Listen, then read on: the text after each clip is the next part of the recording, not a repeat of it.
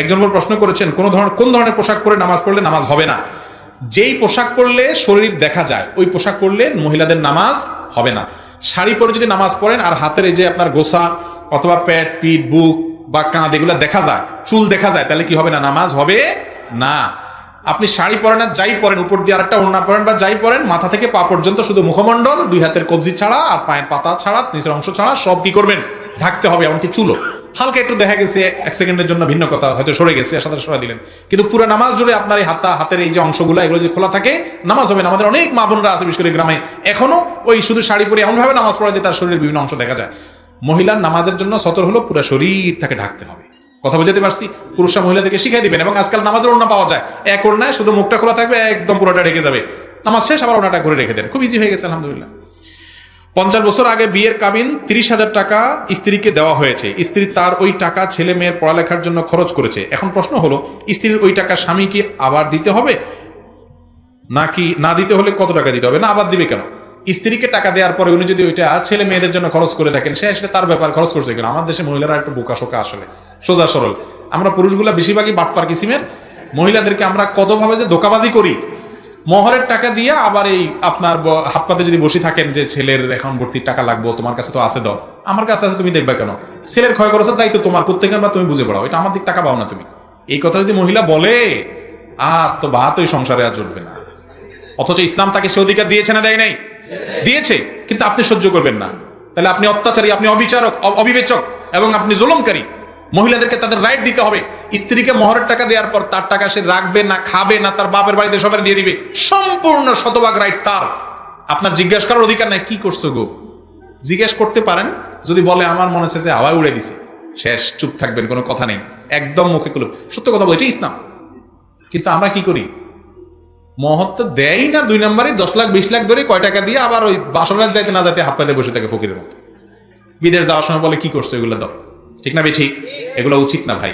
মেয়েদেরকে স্বাধীনভাবে কিছু খরচ করার সুযোগ দিতে হয়। আচ্ছা, তার মা বাপ আছে না, সন্তান হিসাবে সে মা বাপের জন্য একটু পয়সা দিয়ে কিছু কিনতে মনে চায় না? এই জন্য ইসলাম বলে এটা আপনি তাকে দিবেন, স্বাধীনতা দিবেন, সে যা ইচ্ছা তা করবে। কিন্তু এখন মহিলারাও একটু বোকাশোকা, দিলে মহব্বতের চোটে প্রথম তো এত বেশি মহব্বত হয়, বলে ওগো এই টাকা দিয়ে কি করবো, তুমি থাকলে আমার কত টাকা হবে, তুমি নিয়ে যাও, এই ধরাটা খাইলো আর কি। এই বাটপাড়ার হাতে দিয়া এই যে গেল তো গেল, আর ওই টাকা পাওয়া বেচারির আর নসিব হয় না। এবার মাসালা জিজ্ঞেস করে মৌলবীর কাছে, ছেলে মেয়ের জন্য খরচ করে ফেলছে, এখন আর পাবো কিনা? আর কোথেকে পাবেন, একবার পাইছেন শেষ। আপনি তখন দিয়ে দিচ্ছেন কেন? বল, আমাদের মহিলাদেরকে একটু চালাক বানাইতে হবে, নাহলে এই বাটপাড়ি পুরুষ শাসিত সমাজে এই বেচারিদেরকে রক্ষা করা কঠিন।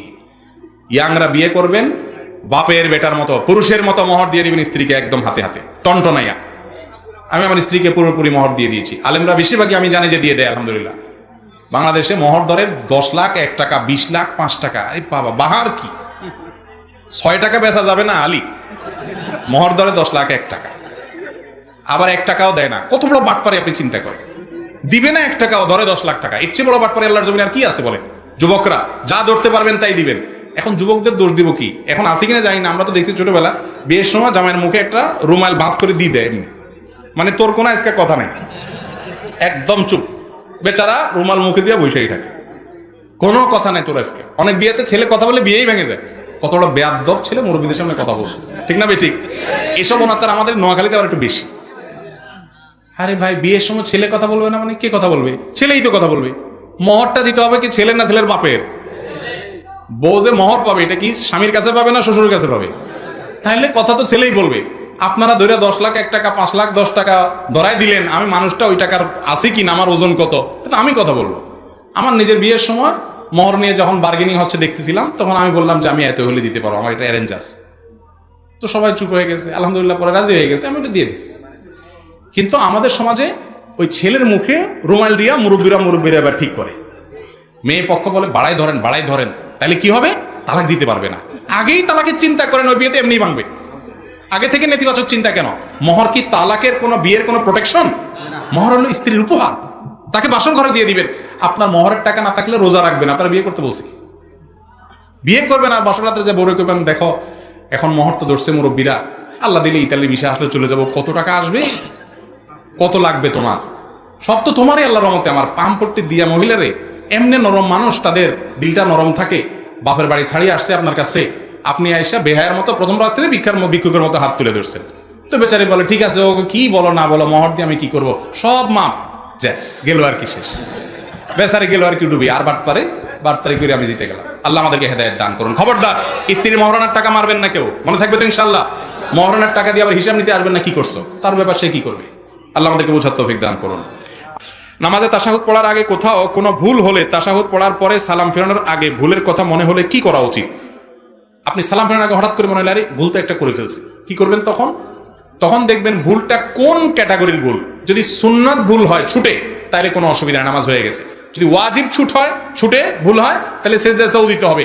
আর যদি ফরজ ছেড়ে ধুয়ে আসছেন মনে হয়, তাহলে ওইটা আবার পড়তে হবে। সুন্নত ছুটে গেলে সুন্নতের ভুলে কোনো অসুবিধা নাই, ওয়াজিব ভুলে গেলে সেজদা সাহু দিতে হবে শেষে।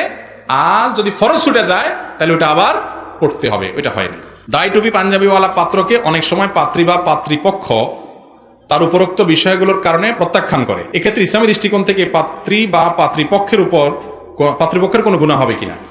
দেখেন, ছেলের মুখে দাঁড়িয়ে আছে, এই জন্য যদি কোনো মেয়ে পছন্দ না করে, তাহলে সে মেয়ে কি মেয়ে নাকি হিজড়া, এই প্রশ্নটা রাখাই যায়।